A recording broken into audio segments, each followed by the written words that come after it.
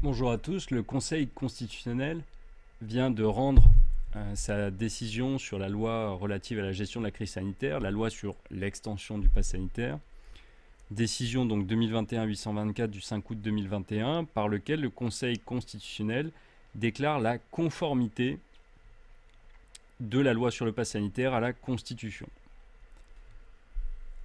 Décision sans surprise, je l'ai écrit dans la requête, voilà, il n'y avait rien à attendre du Conseil constitutionnel puisqu'il a déjà validé le 31 mai le principe même du pass sanitaire dans cette première loi qui concernait seulement les activités de loisirs. Et donc logiquement, l'extension du pass sanitaire a été de nouveau déclarée conforme à la Constitution. Cette déclaration de conformité constitutionnelle est bonne pour la recevabilité de notre cours. Enfin, elle est catastrophique du point de vue de la démocratie, mais du point de vue, elle vient conforter la recevabilité de la requête collective que nous avons introduite devant la Cour européenne des droits de l'homme, puisque, vous le savez, normalement, pour saisir la Cour européenne des droits de l'homme, il faut avoir au préalable épuisé les voies de recours internes. Il existe une exception, pour ceux que ça intéresse, c'est la jurisprudence Vernillo de 1991. Il existe une exception, c'est-à-dire qu'on n'est pas obligé de saisir, d'utiliser les voies de recours qui sont inutiles, qui ne sont pas effectives en pratique, au sens des articles 13 et 35 de la CEDH. Après cette déclaration de conformité par le Conseil constitutionnel, il n'existe plus en droit français de voie de recours permettant d'obtenir l'annulation, l'abrogation de cette loi sur le pass sanitaire. Si on vous applique cette loi sur le pass sanitaire et que vous engagez une procédure devant les tribunaux, eh bien vous ne pourrez pas contester la constitutionnalité de cette loi par la voie d'une question prioritaire de constitutionnalité. Le Conseil constitutionnel, qui a déclaré cette loi conforme, rejettera, sans même examiner, tous les recours qui vont critiquer la conformité de cette loi à la Constitution. Il n'existe plus de voie de recours dans l'ordre juridique interne français. Je voudrais vous faire un commentaire à chaud des arguments au fond qui ont été examinés par le Conseil constitutionnel afin de vous donner surtout des pistes d'action, afin de vous donner des pistes de résistance, de désobéissance civile, parce qu'on voit bien que cette loi sera très difficile à appliquer en pratique, voire inapplicable. Premier droit fondamental qui avait été invoqué devant le Conseil constitutionnel, la liberté d'aller et de venir, qui est protégée par les articles 2 et 4 de la Déclaration des droits de l'homme et du citoyen. La critique faite à la loi consistait à dire qu'elle était excessive, qu'elle était disproportionnée, parce que les lieux visés par la loi, parce que l'extension du pass sanitaire au commerce, aux restaurants, aux transports longue distance, aux hôpitaux, aux lieux de travail,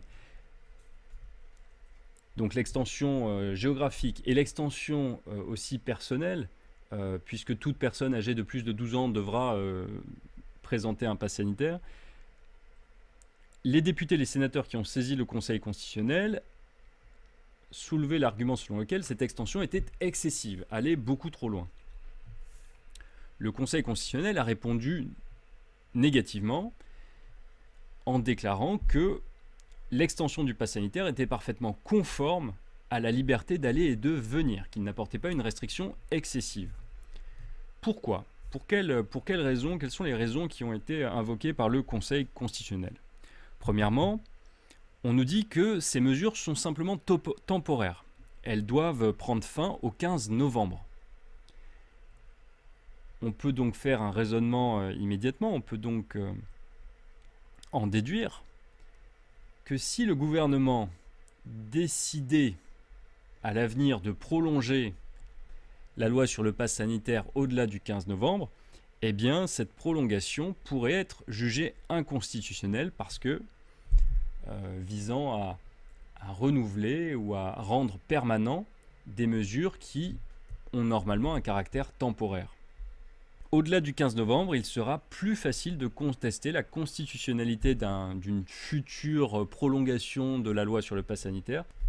Deuxième argument invoqué par le Conseil constitutionnel au soutien de la conformité de la loi, Le fait que le législateur a apporté des exceptions, des garanties pour la mise en œuvre de ce pass sanitaire, en réservant notamment les cas d'urgence. C'est-à-dire que si vous vous rendez à l'hôpital et que vous êtes dans une situation d'urgence, on n'exigera pas la présentation d'un pass sanitaire.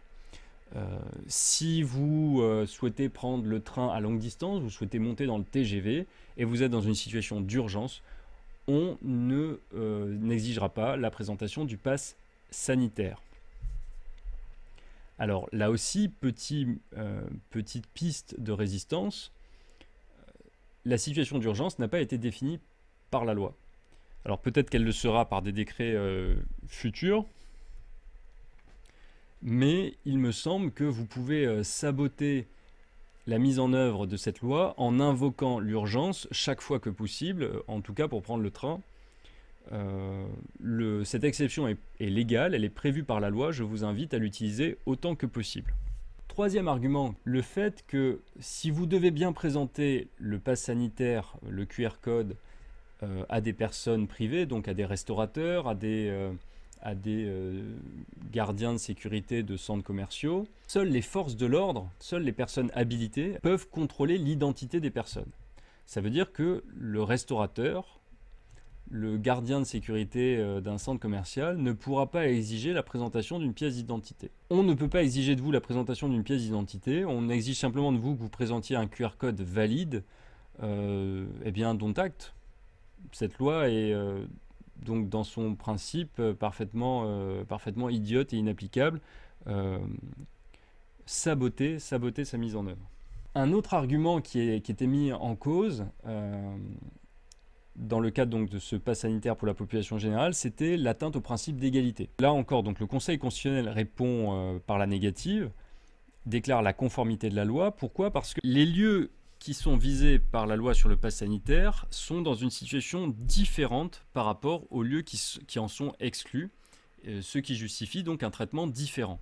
Le principe d'égalité ou le principe de non-discrimination, c'est le fait de traiter de manière identique des situations identiques et de traiter de manière différente des situations différentes. Le Conseil constitutionnel nous dit qu'il est donc parfaitement logique de traiter différemment les centres commerciaux, les très grandes surfaces, par rapport à des petits commerces, puisque la concentration de personnes n'est pas la même, puisque le risque de contamination n'est pas le même en fonction des lieux.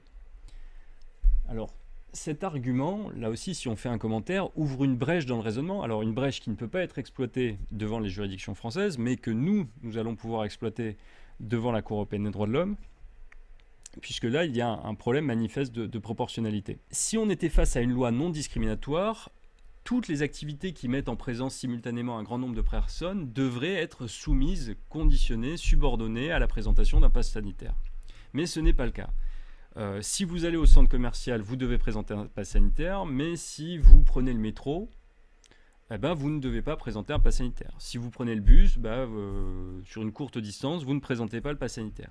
Si vous prenez le TER, vous ne présentez pas le pass sanitaire, mais si vous prenez le TGV, vous présentez le pass sanitaire. Peut-on raisonnablement soutenir que le TER ou le métro à l'heure de pointe, le matin à 6h30, 7h, 8h du matin, avec tout le monde pressé comme des sardines, est moins contagieux qu'un centre commercial avec des allées pratiquement désertes où on n'approche pas des personnes à moins de 2 mètres.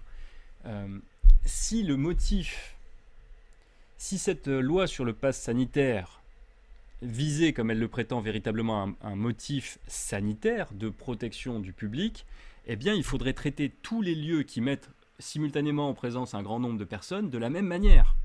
Et donc, c'est pour des motifs non sanitaires que certaines activités qui mettent en présence un grand nombre de personnes ont été exclues de la loi sur le pass sanitaire. Donc vous voyez, là, il y a une brèche dans le raisonnement que nous allons pouvoir faire prospérer, en tout cas soulever devant la Cour européenne des droits de l'homme. Il faut à présent discuter et conclure avec le deuxième aspect de la loi qui concerne le pass sanitaire pour les salariés. Et là aussi, c'est très intéressant, puisque le Conseil constitutionnel a définitivement établi qu'on ne peut pas licencier un salarié, qu'il soit en contrat à durée indéterminée ou en contrat à durée déterminée. On ne peut pas rompre le contrat de travail au seul motif de la non-présentation d'un pass sanitaire. Donc, à tous les salariés du privé, du public, à tous les salariés en contrat à durée indéterminée, en contrat à durée déterminée, je vous dis tenez bon, ne vous laissez pas intimider, ne vous laissez pas menacer, ne donnez pas de prise à votre employeur et sachez qu'on ne peut pas vous licencier simplement parce que vous refusez de vous vacciner, simplement parce que vous refusez de présenter un pass sanitaire. La sanction qui est prévue, c'est donc la suspension du salaire, mais je vous rappelle que cette loi est censée prendre fin au 15 novembre. Tenez bon, on ne peut pas vous licencier. Si on vous licencie, ce licenciement sera discriminatoire, ne sera pas fondé sur un motif valide s'il est uniquement fondé sur la non-présentation du pass sanitaire. Donc attention avec les employeurs à ne pas donner d'arguments, à ne pas avoir un comportement véhément, à ne pas créer de perturbations dans l'entreprise. Attention à ne pas afficher bruyamment vos opinions. Voilà. Donc restez dans les clous, ne donnez aucun motif pour vous faire licencier, ne démissionnez surtout pas. Et si votre employeur prend le prétexte de la non-présentation du pass sanitaire pour vous licencier, ce licenciement pourra faire l'objet d'une annulation. Je vous lis un tout petit passage de cette décision du Conseil constitutionnel qui nous dit que les travaux préparatoires de la loi ont exclu que la méconnaissance de l'obligation de présentation des justificatifs puisse constituer une cause réelle et sérieuse de licenciement. Qu'est-ce que cela signifie ? Vous le savez, si le licenciement est déclaré sans cause réelle et sérieuse, l'employeur vous doit des indemnités.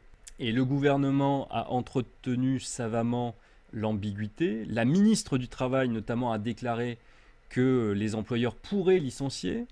Le chef de l'État lui-même avait annoncé que les employeurs pourraient licencier. Mais ne cédez pas à la propagande, ne cédez pas à cette campagne d'intimidation. Le Conseil constitutionnel vous offre un bouclier en tant que salarié qui va vous protéger contre le licenciement. Que vous soyez en CDI ou que vous soyez en CDD, c'est le seul point positif de cette décision, puisque le Conseil constitutionnel a déclaré pour les salariés en CDD que la non-présentation du pass sanitaire ne pouvait pas constituer un motif de rupture.